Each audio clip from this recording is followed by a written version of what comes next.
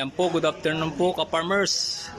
Ngayon, July 14, nandito tayo sa Mangaldan, Bantayan, Mangaldan, Pangasinan. Ito po ay pangalawang pamiting na po natin sa barangay na ito. Ang mga dumalo po dito ay mga first timer po. Tayo ay mamimigay ng tig-isang litro na foliar fertilizer upang sa ganun ay masubukan po nila ang ating napakagandang solusyon na kung saan sabi ng mga ka-farmers natin, all in one na po siya. Ayan po. Ayan po. To God be the glory po. Please follow Goldland Growers Bet 1000 Plus Facebook page and subscribe to our YouTube channel. Thank you.